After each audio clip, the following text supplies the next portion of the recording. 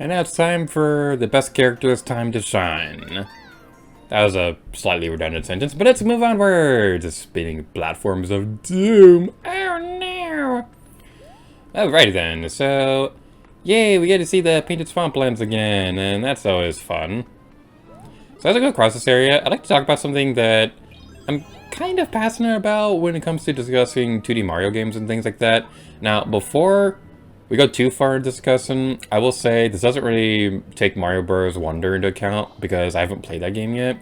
But I would like to say, in terms of the legacy of the new Super Mario Bros. Games, you're gonna always see those people who'll be like, well, they were fine, but they got super generic and boring, and like they were just not really that good, and things like that. And you see a lot of people say New Super Mario Bros. U was probably the worst of the series and things like that.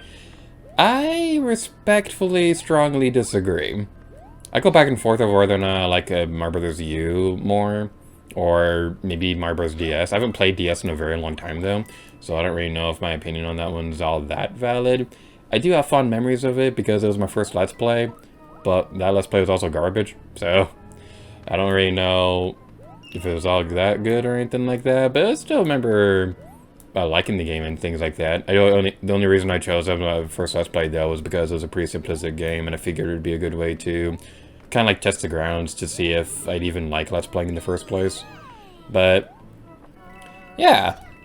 And then with Mario Brothers U, the thing with this game is that I think this is...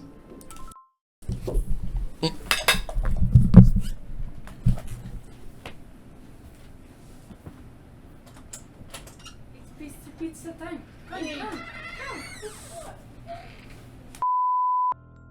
Yay for editing! Food is important, and so is pizza. So we'll continue on over this way. Let's go grab the star coin. There's a star coin hidden in the swamp. Man, like, you see that song everywhere in, like, sci-fi trailers, but it always works. Like, I remember when Lightyear was coming out, they had that song in that trailer, and I was like, okay, I might actually be looking forward to this. And then the movie came out, I was like, oh, alright, well, that was okay, I guess. Alright, so, we're going over this way, and something really weird is that there's a vine right here? Doesn't really go into anything important, but the ones down here... Oh, they have like a one-up. Or the moon thingy in Toadette's case. You'd think the vine would be up here and that'd take you to like a secret passageway or something like that, but that just wasn't the case.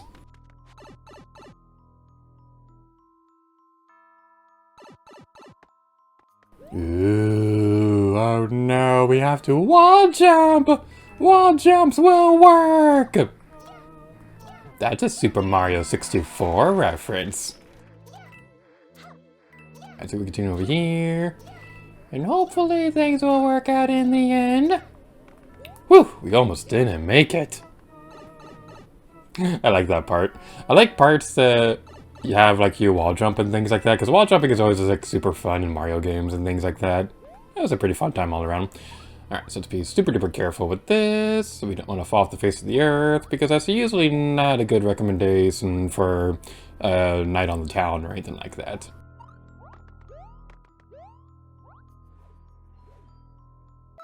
Yay, we did it!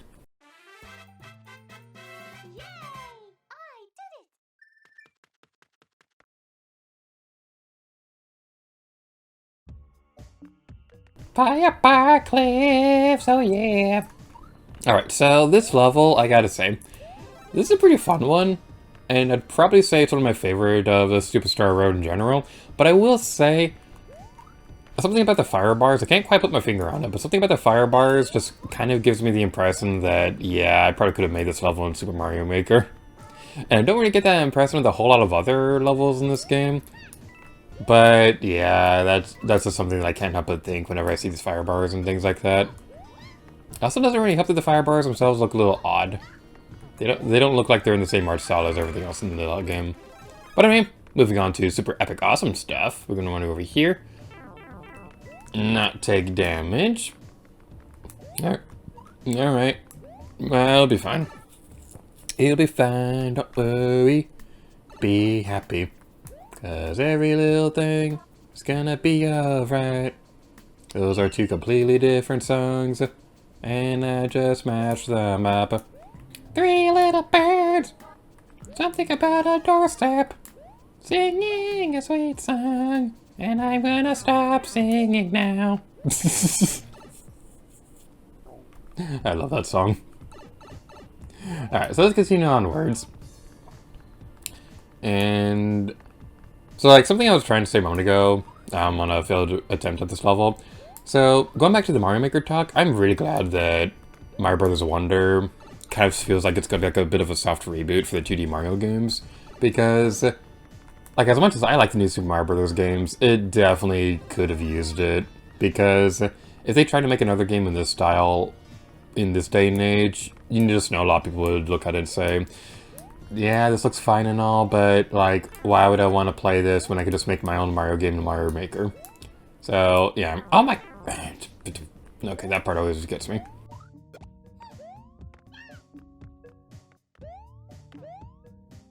It kind of makes me wonder if Super Mario Maker 3, if that's ever a thing, if they'll have, like, an art style for Mario Brothers Wonder in there. Because I imagine they probably wouldn't want to do that so that people can have an excuse to continue playing Mario Wonder and things like that. So, that's something that I'm like genuinely curious about.